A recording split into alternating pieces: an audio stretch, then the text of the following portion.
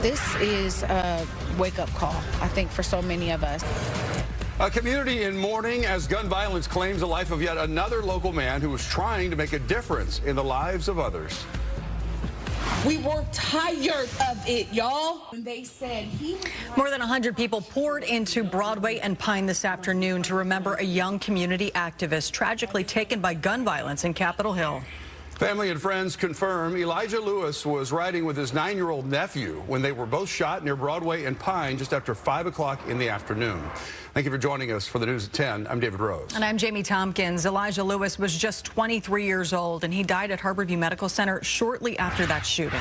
Fox 13's Nia Wong was there tonight. She joins us live in our newsroom with the heartbreaking new details about his last moments and how his family wants others to honor him. Nia?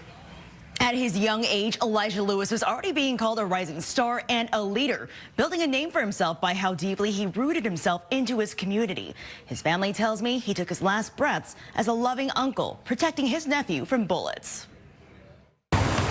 A man who brought together so many in his life. he was a force in our community. Continues to do so even in his death. This is a real loss, y'all. Fighting through heartbreak and embracing each other. We need to finish what he started. The community that Elijah Lewis showed up for him. He's changed a lot of people's mentalities of what a young black man in Seattle can be. This is Elijah Lewis, known for uplifting communities in the Central District and Rainier Valley through his words and in his actions. He was also an uncle, a brother, a son, a beloved community member, a community organizer for local nonprofit Africatown Community Land Trust. Less than 24 hours after he was shot. It was a random. It was random, and it was a random act of violence, essentially. Those closest to him share more on what happened on that tragic night. He was taking his nephew to a monster truck rally for his birthday. Just after 5 on Saturday, shots were fired at a car near Broadway and Pine with Lewis and his 9-year-old nephew inside. Elijah was protecting his nephew.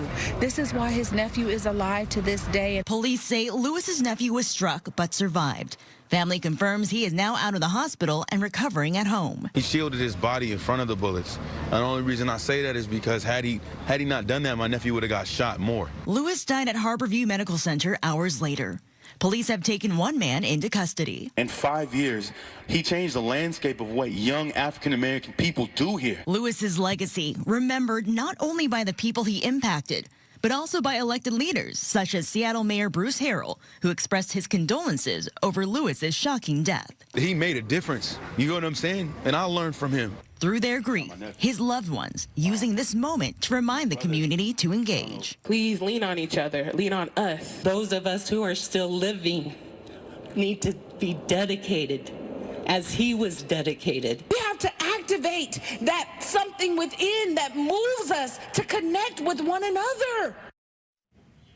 We do want to give a courtesy out to Converge Media for providing those stills of Elijah. If you'd like to help Elijah's family, there is a GoFundMe.